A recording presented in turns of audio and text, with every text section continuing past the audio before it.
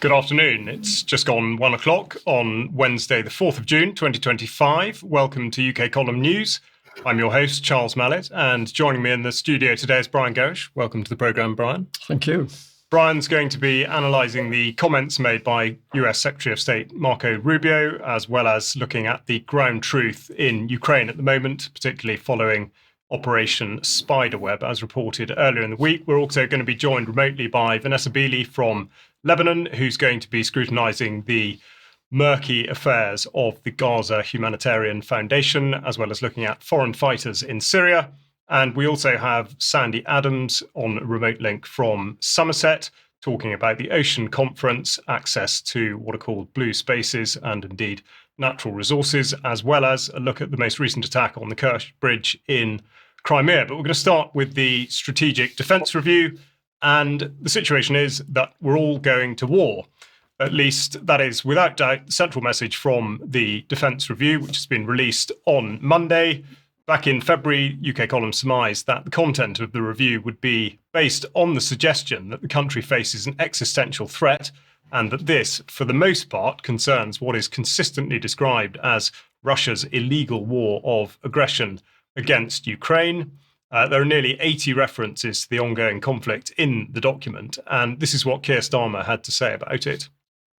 The moment has arrived to transform how we defend ourselves and to renew our nation. An investment in British pride and the British people. A defence dividend that will be felt in the pockets of working people and the prosperity of the country, securing growth for generations to come. Part of a new contract to unite the kingdom, a new spirit of service flowing from every part of society, from the supply lines to the front lines, everyone benefiting, everyone playing their role, doing their duty to the nation and to each other, to preserve our way of life and the things that we hold dear. Because when it comes to security and renewal, nothing works unless we all work together.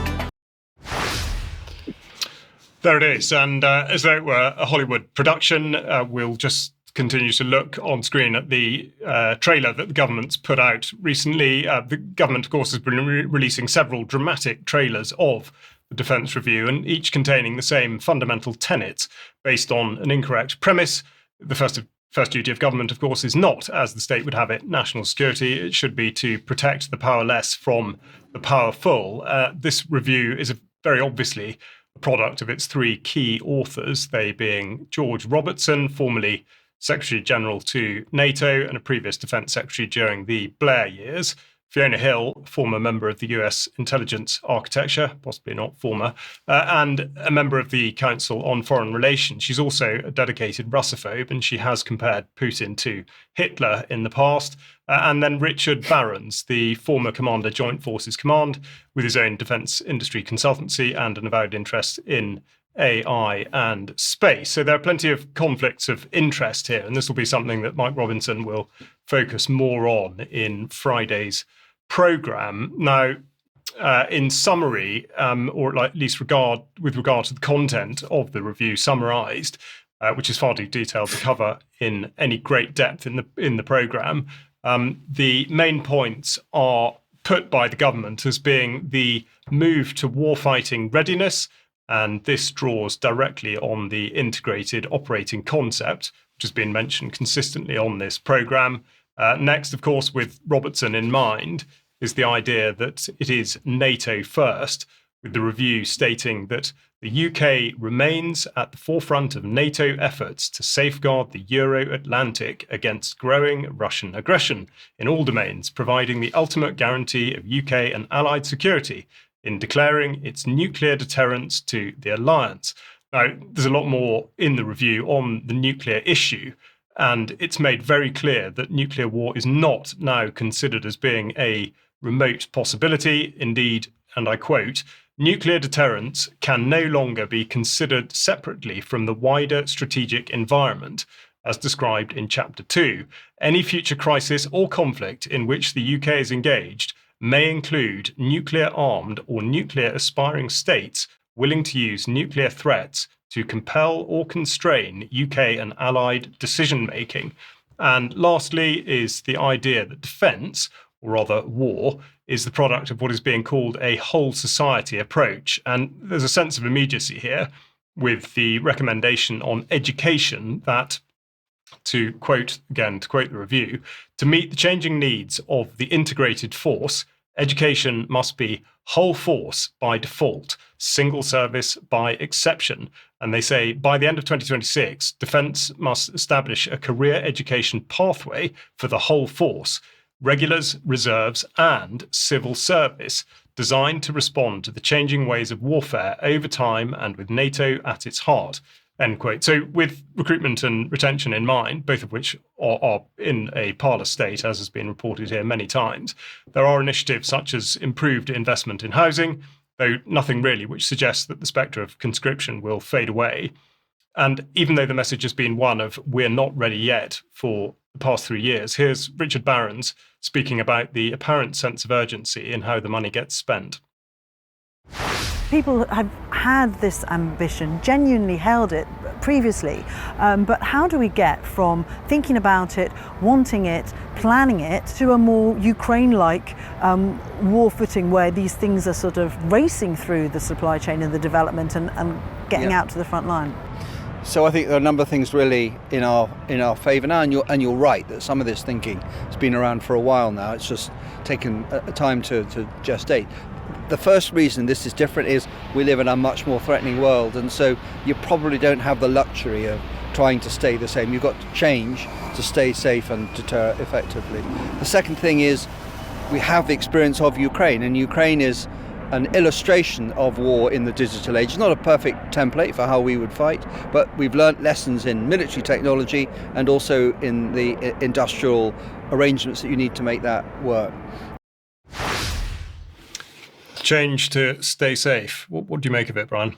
I think, Charles, it's a huge propaganda exercise. I'm slightly cynical because I'm the age I am, and I've seen a lot of these defence reviews come and go. They've all been a lot of words, glossy paper, and at the end of the review, it's never been implemented fully.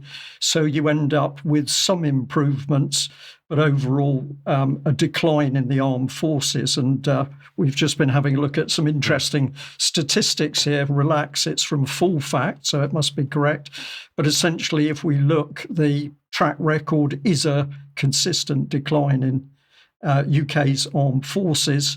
We're at the point at the moment where we're talking around about 71, possibly 73,000 people in the army. When I first came into the military scene way back in 72, total personnel 371,000, and I think for you, Charles, it was still up at 298. And now we're in this pitiful situation where we can't put troops on the ground. The reality is the success of the Russians in the war in Ukraine has shaken this government to its boots, and they're now desperate to try and pull UK's destroyed military. They want to rab it out of the hat. So I think this is all words. We will see some new equipment, but my prediction is if we're speaking in 5 years' time, we'll be saying what has not worked. Yeah, absolutely. Thanks very much, Brian. And going back to Richard Barrons, I mean, what he mentions only obliquely is the main driver of all of this, which of course is the war industry. Now, the government has put out several announcements about specific funding initiatives across the whole of the UK, which this map shows. Now, there's much more to deal with, and we will doubtless talk about this much more in extra, but I would like to leave you with this chart from the Financial Times, which shows how the arms industry benefits and has benefited over the past 5 years. Now, if you're listening rather than watching, the upward trend shown is completely out of kilter with the all-share line shown at the bottom, which has barely moved by comparison, and with the focus of the messaging on the commercial collaboration, it would seem reasonable to predict that this trend will continue and that this investment will cause precisely the sorts of threats which are alluded to materialise, and thus the circle turn. So we'll come back to that in extra, but for now we will go across to Vanessa in Lebanon. And as I say, you're going to be talking about the Gaza Humanitarian Foundation. We've got no sound. Of course, It's all right, Vanessa. Sorry, carry on. Am I back? You are back. Am I there? Oh, okay. Basically, so this is the multi-spectrum genocide that is being waged against Palestinians in Gaza and, of course, in the West Bank. And there has been this humanitarian aid complex established to supplant the UNRWA agency that, of course, the Zionists have been trying to eradicate for a number of years, which was the primary UN agency providing aid and food to Palestinians in all areas of the world, even the areas where, of course, they're living in diaspora and unable to return. So if we could just have a quick look at the Washington Post headline, U.S. consulting firm quits Gaza humanitarian aid efforts amid criticism. And if we just have a look at the text within the article, on Friday, a leading U.S. management consulting firm hired last fall to help design the program and run its business operations withdrew its team operating on the ground in Tel Aviv. A spokesperson for the firm, Boston Consulting Group, said the company had terminated its contract with GHF and placed one of the senior partners leading the project on leave, pending an internal review. And of course, one can say this isn't terribly surprising when you look at the figures of those that have been killed while they've been gathering to receive the aid. So 102 so far killed and 490 now, up to almost 500 injured. And of course, what's been happening is that there have been centers established that are effectively being run, as we've talked about before, by American private military contractors, better known as military mercenaries. And I would recommend that everybody does a deep dive into this article by The Grey Zone. I'll just run through some of the main points that it makes. Top Israeli lawmakers have accused the Zionist regime of laundering millions through U.S. humanitarian organizations and private military contractors, as I said, as we've talked about previously on UK Column. The Gaza Humanitarian Foundation was established in Switzerland in February, supplanting UNRWA. It received over 100 million from an undisclosed donor. But the Israeli opposition member and former Deputy Prime Minister Avigdor Lieberman has said that Mossad and the Israeli Defense Ministry are covertly funding GHF. So that gives an indication as to entirely what this organization is determined to do, which of course is to increase, one, the starvation levels in Gaza, because if we look at this map, which was embedded in the Grey Zone article, the humanitarian islands in Gaza plan interim phase. So you can see basically the red pins there demonstrate, I think there's only 7 actual aid points. And of course, in northern Gaza, the majority of people have been told to evacuate to a tiny area in the south. So 2 million Gazans basically being kettled into that smaller area in the south there. And so those northern ones are largely not doing anything. But what this is doing is creating IDP camps, internally displaced people camps, and then providing these so-called humanitarian aid points. And again, if we look at this, so that first of all, there has to be security inspection during entry on the aid. So that's one delay. Then you have the biometric certificate. This again is what we talked about, actual biometric surveillance of these IDP camps. And only the approved Palestinians will receive aid.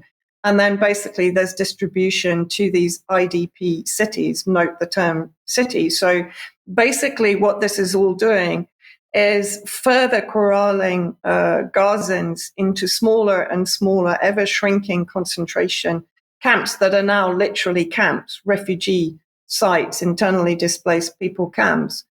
Then the aid is provided, as we said, only to those that are approved by these American private military contractors. They have to go through a series of security measures to be allowed to receive the aid.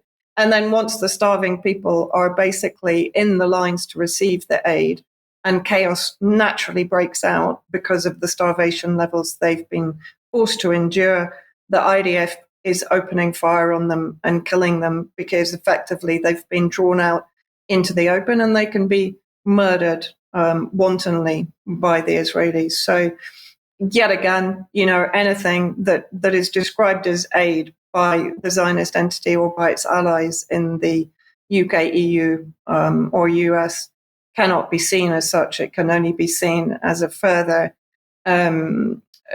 element of genocide against the Palestinians. Very depressing. Vanessa, thank you very much indeed. And I should point out the link to the Grey Zone piece will be in the show notes, as indeed it will be to everything else that Vanessa's spoken about. Now, Brian, you've been following what Marco Rubio has been up to recently. I have, and I know there's controversy around him, and he's not everybody's cup of tea, but I was listening to him speaking to the American Compass Organization. If you've never heard of that, I hadn't either, but it's an organization promoting family, community, and industry to help underpin the nation. We're talking about the USA, of course, the nation's liberty and prosperity. So this was their 5th annual event. Let's have a listen to what Rubio had to say. And then in 1989 and 1990, 91, it was my first years in college, and literally the entire world just transformed before my very eyes. Understand, you grow up your whole life and like the whole world is about the Soviet Union, and all of a sudden the Soviet Union no longer exists. My favorite memory of that is that I was actually taking a course that fall by a Soviet expert at, I think it was in Gainesville, Florida. And this poor guy's entire career came crumbling down over a 3-month period as the Soviet Union collapsed. It's like all these years of work, you have a PhD in Soviet studies, and now the Soviet doesn't exist anymore. So I don't know what he did after that. I need to check up on that guy. But anyways, the point is the whole world transformed. And there was this effusive exuberance, the belief that the Cold War is over, we won, and now the entire world is going to become just like us. Free enterprise democracies. That was a very idealistic thing to believe. But here's the other conclusion they made, and that is that nationhood no longer mattered when it came to economics. That right now the world would no longer have borders. It wouldn't matter where things were made. What mattered is they were made in the most efficient place. And it became mantra. And look, I think it became part of Republican orthodoxy for a very long time, an orthodoxy that I came up in, which was, it's okay if productive capacity moves to another country, because what that will do is it will free up our workers to do work that's even more productive and pays them more. It was the famous or the infamous idea that who cares that you lost your job at a factory, you're going to learn how to code, and then you're going to make a lot more money doing that. Well, it was completely unrealistic, number one, and became incredibly disruptive if that decision was made. But here's the other implication of it. It robbed the nation of its industrial capacity, of its ability to make things. And its industrial capacity and its ability to make things has 2 ramifications. The first is it hurts your economy. It hurts your country. It robs people of jobs, and the transition is not nearly as easy, but it also ends up becoming corrosive and destructive to communities. And as a result, we had a Rust Belt. We had places that were gutted. So what I found so interesting about that talk is a lot of what he says is, of course, factually correct. These things did happen. There was a focus on the global economy, and for US and other nation states, productivity absolutely declined to the extent that widespread poverty existed. Came into being in America. It's happened in UK as well. He talks about a plan for a world with no borders. This sounds very familiar. I'm sure Sandi will have something to say about that in a minute. And robbed of our industrial capacity. So all these things he's describing, factually correct. This has certainly happened in the US and it's happened in the West. But then he's used that wonderful little phrase, they. What he doesn't talk about is the people that actually created the globalist policy that America followed or engaged with, which caused all the problems in the first place. So he's not talking about the United Nations even. He's not talking about the World Economic Forum. He's not talking about the Trilateral Commission. He's not mentioning any of the organizations which not only created the policies he now says destroyed America, they are still destroying America. So let's have a listen to a little bit more of this. And all of a sudden that company or that field vanished because it moved somewhere else where it was cheaper to do, and those jobs were gone, and obviously became incredibly destructive, not just for the United States, by the way, but for many nations in the industrialized West. But the other thing it robbed us of is the ability to make things, which is a national security impairment, and a very significant one. And that's never changed. That's always been true. And so today, what you find is because of all of those years of neglect, because of the loss of industrial capacity, we didn't just undermine our society, we didn't just undermine our domestic economy, we've undermined our position in the world. And what you will find, and what we find even now, is that increasingly, on geopolitical issue after geopolitical issue, it is access to raw material and industrial capacity that is at the core both of the decisions that we're making and the areas that we're prioritizing. Part of the decisions that were made were, in the end, if something is good for the global economy, that's really what matters. Ultimately, a lot of public policy decisions were made without the nation state in mind. Rather, the decision was, is this good for the global economy? The other, which is more broad, but I think also ties to economic policy, is the following. Part of the decisions that were made were, in the end, if something is good for the global economy, that's really what matters. Ultimately, a lot of public policy decisions were made without the nation state in mind. Rather, the decision was, is this good for the global economy? So again, some very, very interesting comments there. He's saying that the nation state was basically overlooked for the global economy.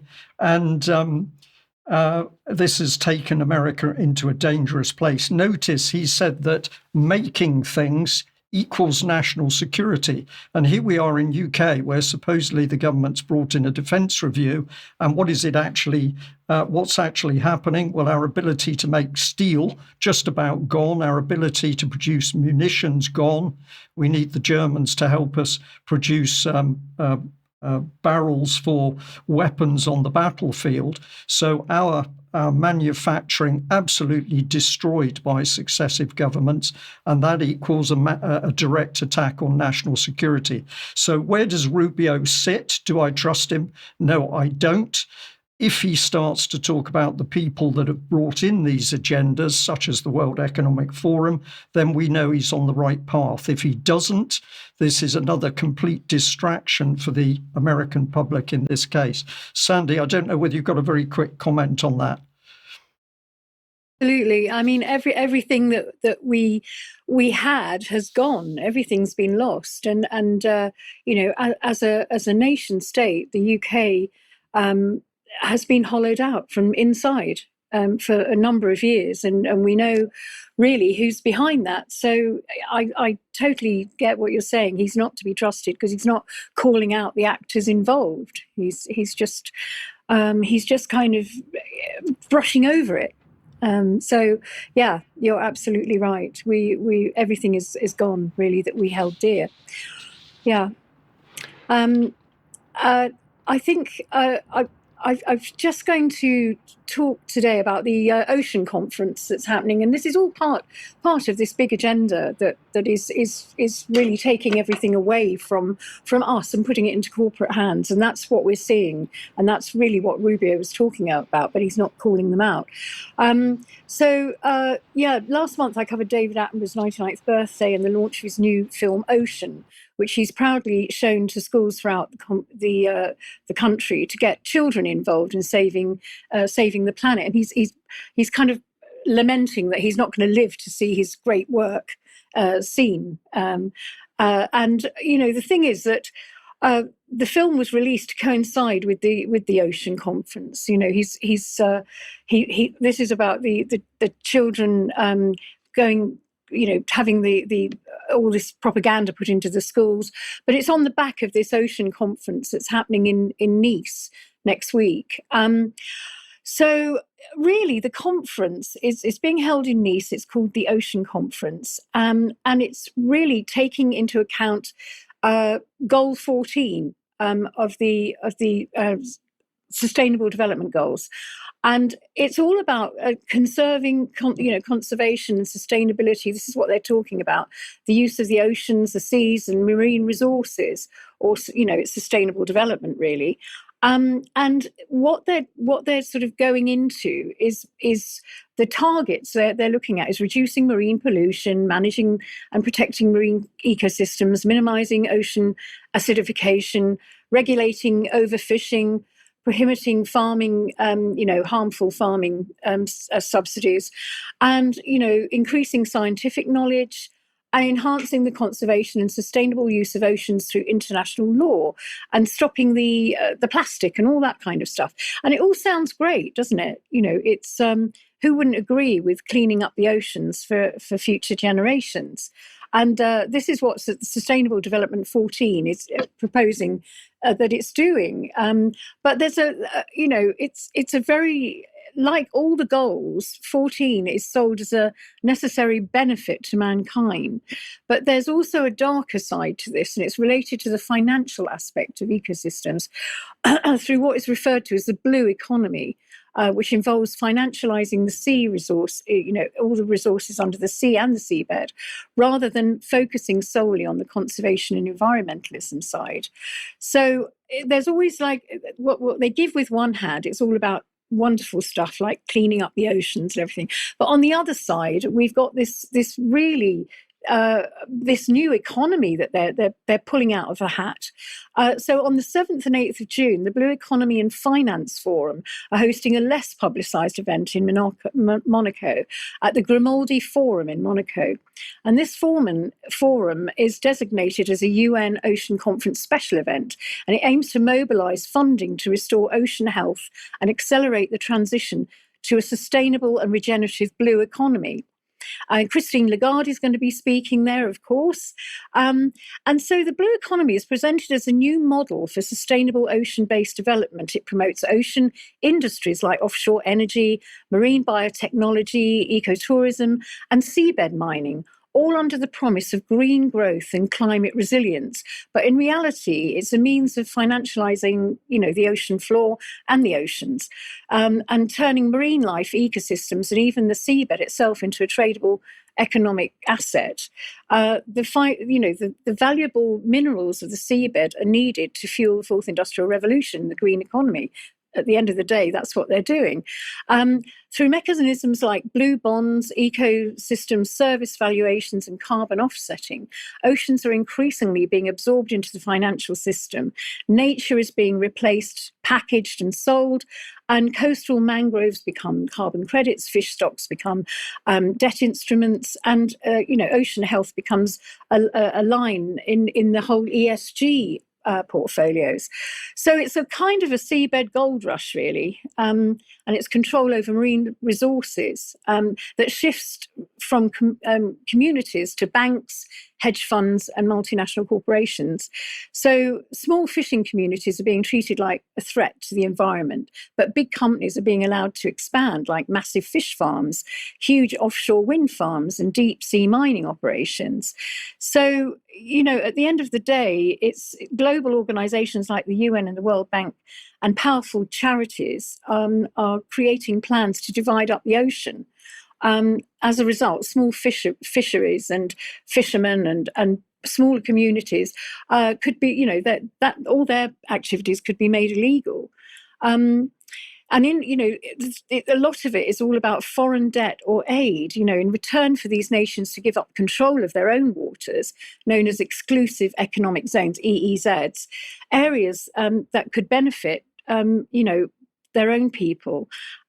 These are being sort of swapped, really, for, it was almost like a nature swaps, debt for nature swaps, so that the people don't actually have a say in all this. It's all being handed over to big corporations. So I just want to look at the closer look at the sponsors of this, and of course, you'll see that Prince Albert of Monaco plays a pivotal role in these initiatives. He, along with the World Economic Forum and all the major actors, and he's the founder and the president of the Prince Albert II of Monaco's foundation, which organises the Monaco Ocean Week in collaboration with the Monaco government and the Monaco Yacht Club. And in addition to the Blue Economy Finance Forum, Monaco Ocean Week features various events, including the Monaco Smart Yacht Rendezvous and the Environmental Symposium organised by the Yacht Club in Monaco. And these events focus on, quote, sustainable yachting and innovative solutions for ocean protection. And Albert's involvement underscores Monaco's dedication to the ocean preservation and its leadership in promoting sustainable practices in marine environments. So, if you look at this yacht, this huge super yacht thing, maybe I'm missing something, but there's nothing sustainable about smart super yachts for the super rich. So in short, the blue economy means nature is not protected, but monetized, and local stewards are displaced by global stakeholders. And where oceans are no longer a shared heritage, they become a financial instrument. So it's not conserving life below water, and it's more about who profits from it. So that's what I'm finding anyway. Great, Sandi, thank you very much indeed. And you're absolutely right in terms of putting a value on it. And it's worth pointing out this coincides absolutely with the publication of reports from the UK government about access to what they're calling green spaces and blue spaces. And the point of that, of course, is to put exactly that value on it. Now, you may or may not know that UK Column only exists because of the support received from donors and members. So to that end, if you would like to make a donation, then you can do so via the website, or indeed join as a member, either on a monthly, an annual, or a lifetime basis. And we'd be delighted if you would do so. You might like to go to the shop and pick up some UK Column merchandise, or indeed look at Clive de Carle's products, from which we receive a small commission. Now, it's very important that you do share our material wherever possible, because the various platforms do not like us to be able to do so, which means that we have to work that bit harder, and this is how you would do it. Now, I'm pleased to say that the interview that went out yesterday, Ben Rubin talking to Paul Atherton of the Royal Society for Arts and Manufacture and Commerce, has been very well received, and I would encourage you to listen to how it has been subverted. Tomorrow, Diane Rasmussen-McCaddy talks to Vicky Baggett, who is challenging the library system in the United States, particularly on the sexualization of content of literature for children, and that falls in line with the series of interviews that Diane's been running, particularly with relation to Diane Kleinman and indeed the organisation that they are both part of now. Tomorrow there is going to be a seminar on the assisted dying bill, which you can tune into if you follow the link, which will be in the show notes. And then getting out and about, UK Column will be at the Sounds Beautiful Festival in Dorset at the end of this month. So please do have a look at getting a ticket there. That will be a great event, and be delighted to see people in person. And on the in-person front, you'll also be able to enjoy beer, truth and freedom all at the same time in Thetford towards the end of July, 18th and 19th. And again, a link to that in the show notes, so please do get along to it. And then UK Column will be appearing again at the Hope Freedom Music Festival over the August bank holiday this August rather. So lots going on. Please sign up for some of or all of it, and we'd be absolutely delighted to see you there. Now, that takes us to the after effects of what was called Operation Spiderweb, and an examination of what is or has been going on in Ukraine, which Brian is going to have a look at for us now. Okay, thank you for that, Charles. Well, just a very quick comment, but of course we've seen Western media, newspapers and TV video streams alike absolutely crowing at the recent attacks on Russia, never mind how dangerous these were in view of the fact that it implicated Russian strategic assets. But at times radio has been one of the leaders of this, that they seem to regard war as a joke, and they were full of good humour because of the Kerch Bridge bombing. So I'm just putting this one up as an image to reflect the type of things that the Times and other Western media is putting across. But of course, the reality of what's happening on the battlefield, we can't rely on mainstream media, but we can rely on some very hard-working amateurs. And I'm just going to bring up Defence, let's bring it up here, Defence Politics Asia. I've mentioned before, there's a number of these people, and I'm trying to give them all credit for what they're doing. But the reality on the battlefield, of course, is Russian advances. Yes, very slow, but this is the whole point of the Russian tactics. It's a creeping advance. It's like lava moving. And the reality is that Ukraine is losing on the battlefield. And at the time we start to talk peace, surprise, surprise, we get these attacks on Russia, mainland Russia. So, Sandi, you were really quite taken, I think a little bit shocked by the attacks that took place over recent days. So tell us what you feel. We had the drone attacks. Was it last week? And just in the last 24 hours, we've had the bombing of the Kerch Bridge in Crimea, which is a vital link between Crimea and the Russian mainland. And I've got a video of that bombing, and it's quite shocking, really, that it's a third attempt on this bridge, which is a vital lifeline. And it's held dear by Putin to actually. It was his. It was more than a bridge. It was a symbol of Russia's restoration of the Crimea. After the people voted to rejoin the Russian Federation in 2014. So let's see that video. Thank you.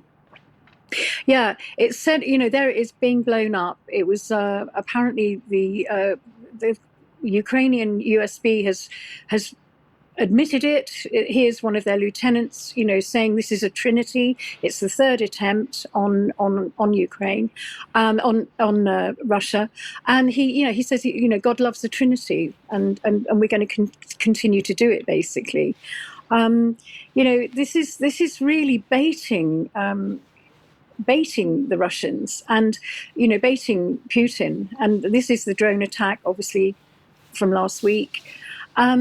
And it just shows you. 41 of Putin's planes were bombed, and this is what we're looking at. We're looking at a real baiting of the bear. It's absolutely blatant, and it's significant because this bridge really is a symbol of Russia's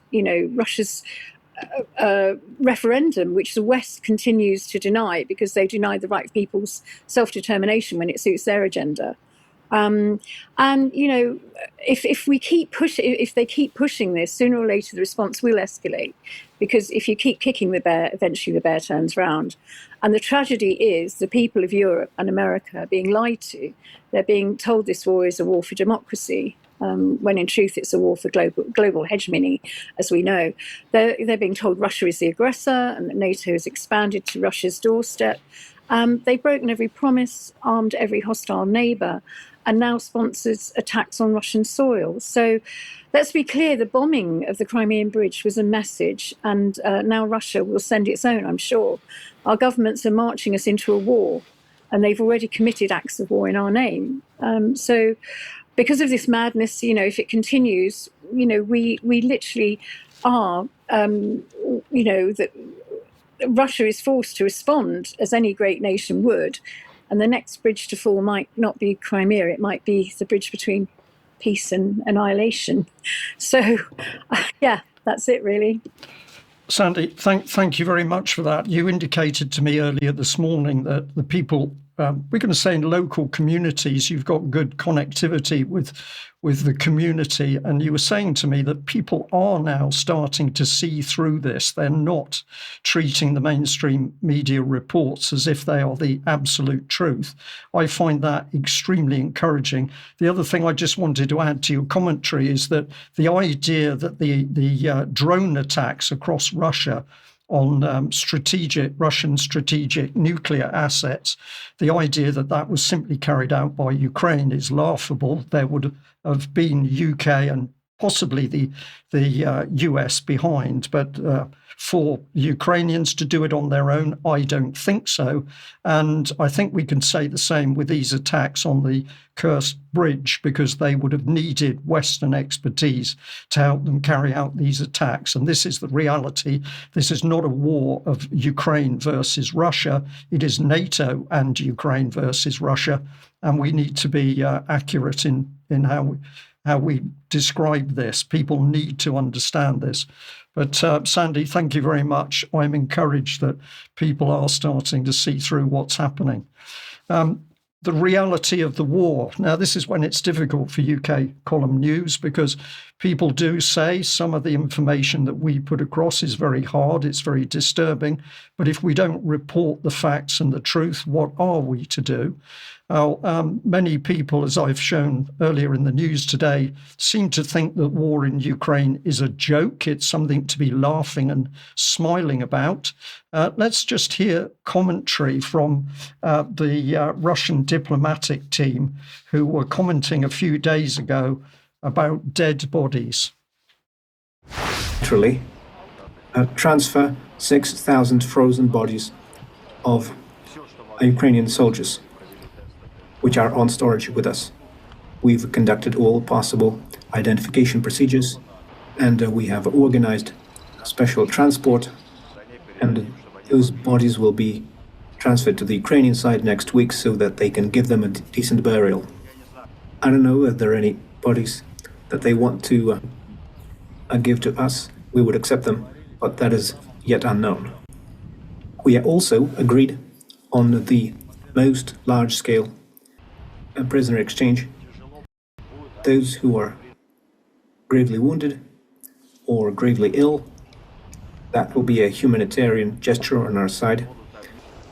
As the Ukrainian side often speaks about the general need for a ceasefire, we proposed a specific ceasefire for 2 or 3 days on certain parts of the front, and it will now be worked out by our specialists, and this will include the cessation of drone operations and other things, so that the bodies can be collected by commanders. It is a hot time of the year, and there is a danger of epidemics, so we want to create the possibility, especially since the Russian army is advancing. So we're into the real horrible truth about this battlefield. The scale of the violence is on a par with the worst of the violence in the Second World War. Massive losses. We still don't know the true figures, but between Russian and Ukrainian losses, we are certainly talking 1 million men. And the bulk of the casualties has fallen on the Ukrainian side. There is no doubt about this. And of course, what is being said in this little clip is that the Russians moving forward are having problems because they're moving into areas previously defended by Ukraine, where there are so many bodies. It's presenting a health hazard. And remember that leader of the opposition, Kemi Badenoch, Mike has shown this clip a couple of times, is very happy to say, well, we the UK, are fighting a proxy war against the Russians, but of course it's the Ukrainians that are taking the brunt of the casualties, the dead and the wounded. So this is a vicious war carried out by the West, but the UK is there at the forefront. And the Russians talking in terms of handing back 6,000 bodies. This is just one incident that they hold on ice. It's truly despicable.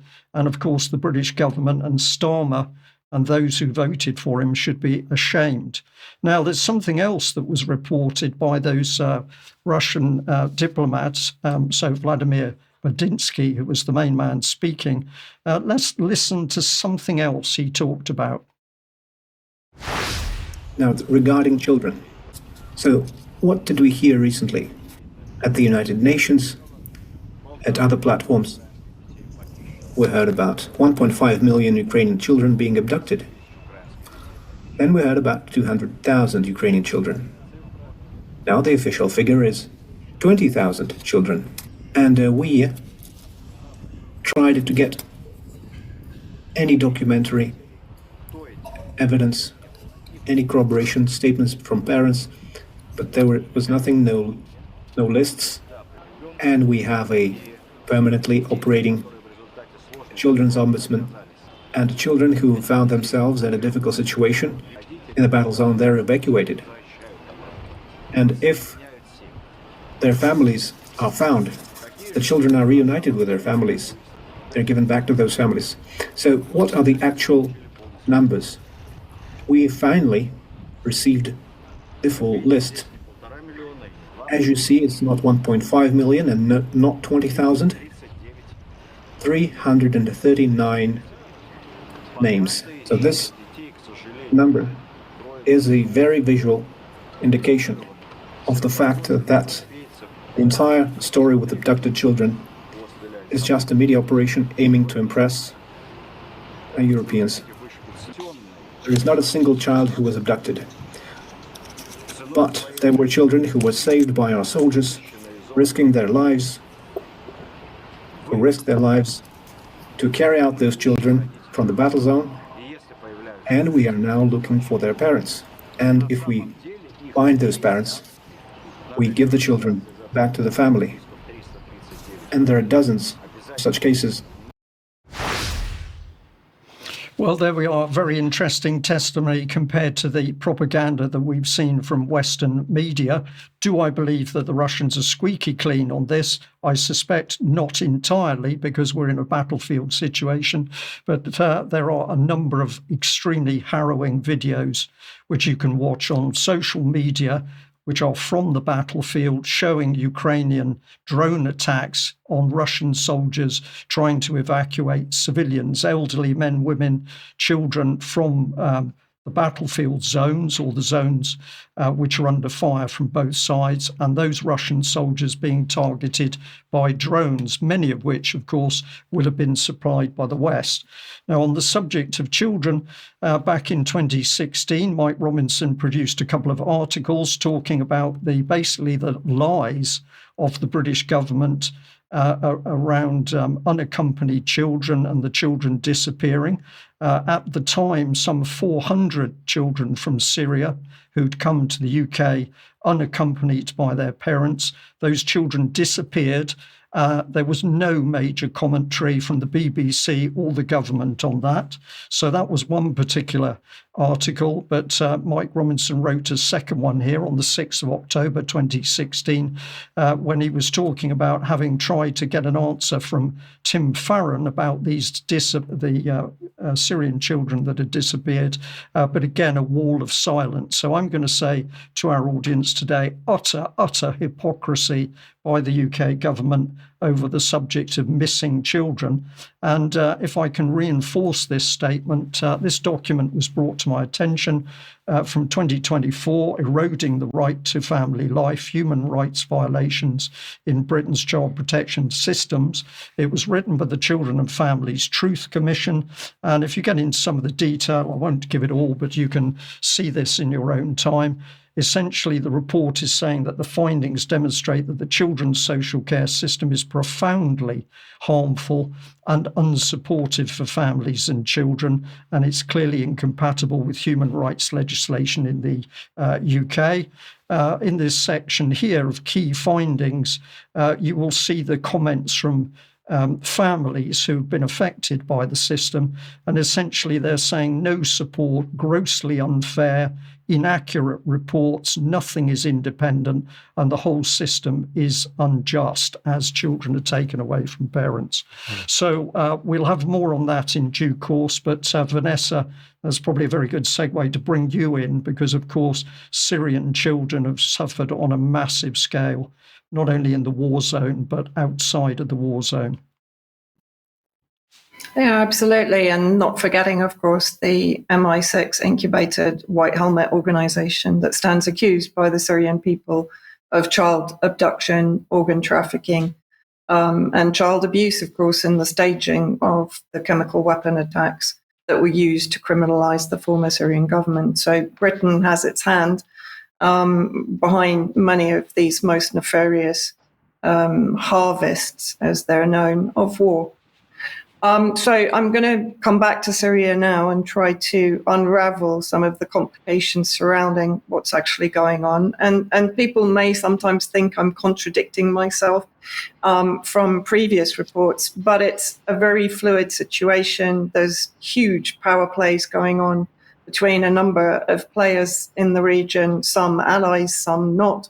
And even within the Jolani unelected regime itself, things are not all looking good for him. So most recently, Trump was talking about some of the concessions he was prepared to make if Jolani would give him assurances. And first of all, if we have a look at this article a few days ago in the Washington Post, Syrian leader faces the challenge of foreign militants who helped him win power. And of course, Trump is basically saying, or he was saying, that all the foreign militants must get out of Syria. So let's just have a look at some of or at least one of the main reasons that that's an issue for Jolani.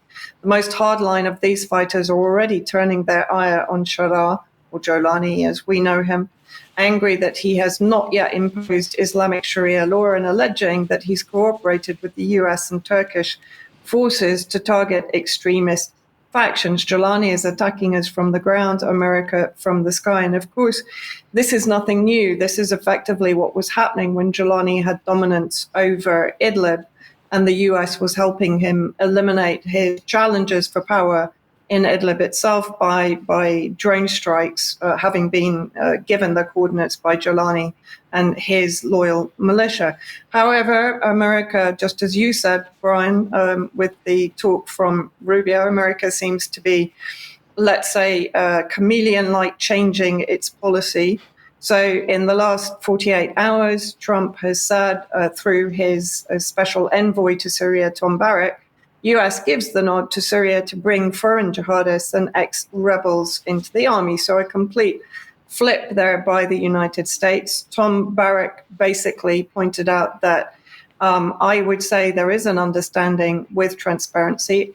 Me personally, I would say this is an understanding from the US, probably fed to them through the UK elements that are now operating in Damascus, that Jolani will not survive without the foreign elements in his militia.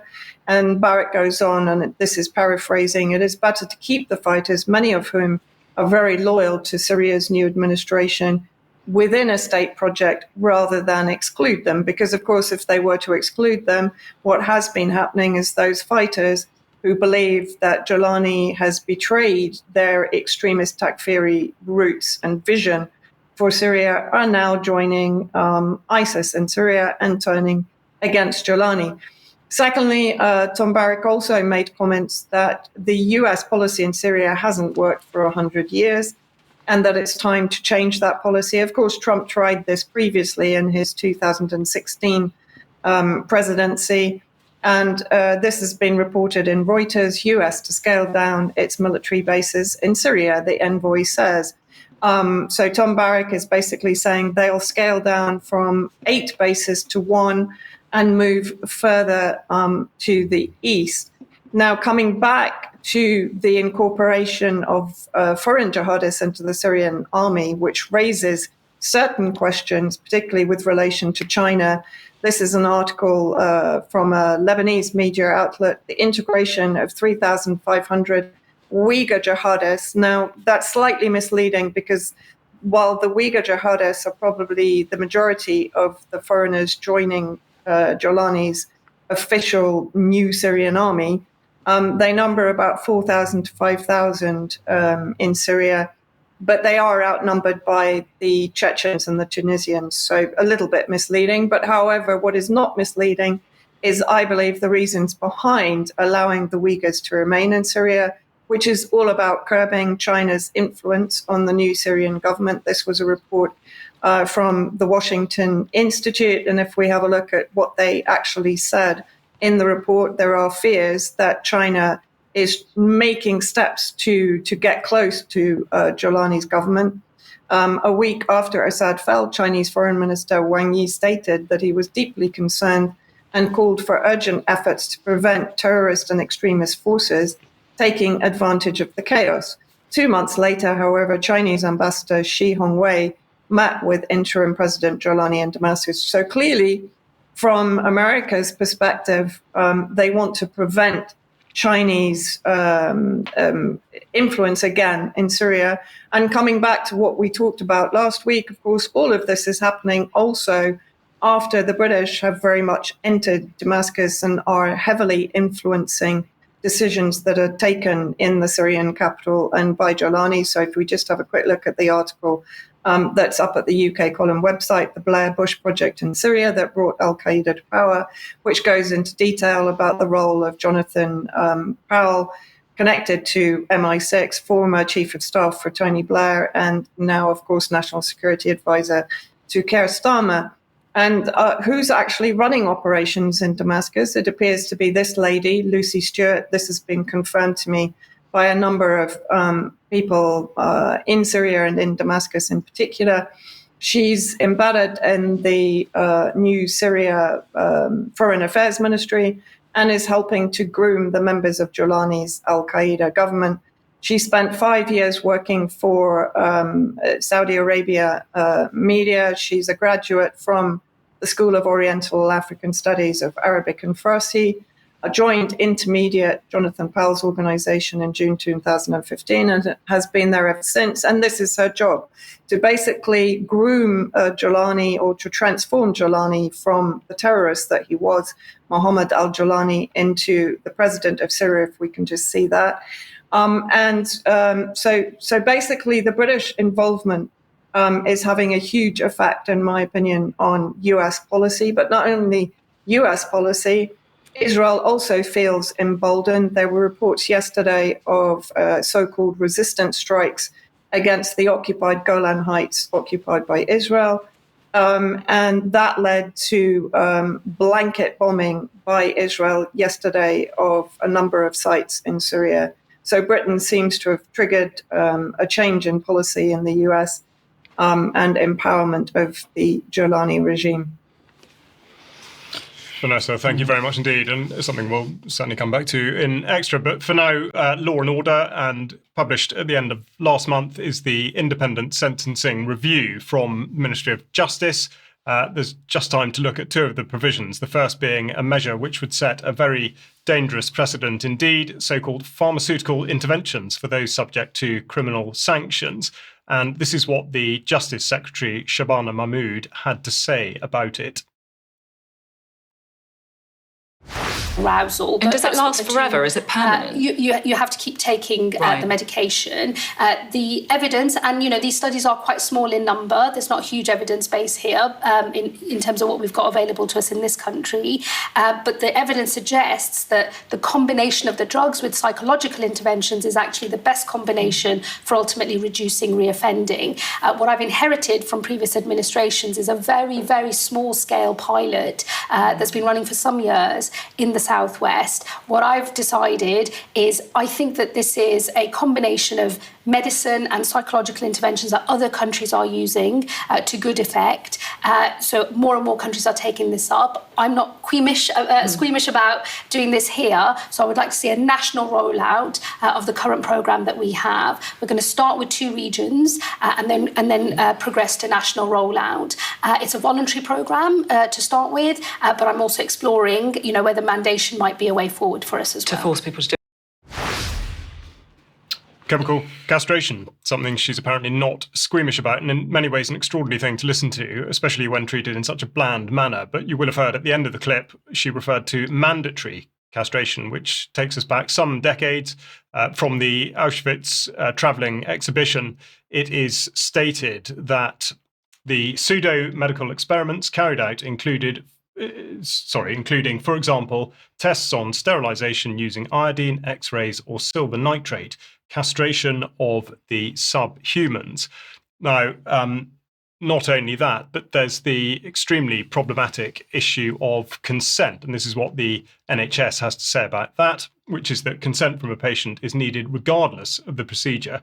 The principle of consent is an important part of medical ethics and international human rights law, something everybody will have a particular view on from what's happened over the last 5 years. But of course, put the other way around, the obstacle or at least the way round this particular obstacle, concerns capacity. And the health service goes on to say that the requirement for consent disappears with what they call a severe mental health condition, such as schizophrenia, bipolar, or dementia, and where the patient lacks the capacity to consent to the treatment of their mental health. Now, these are referred to as psychological interventions. And with regard to that, there's absolutely no evidence to substantiate the effectiveness of such, as seen here in the rather outdated scoring profile from the College of Policing, where the impact on crime is scored as low.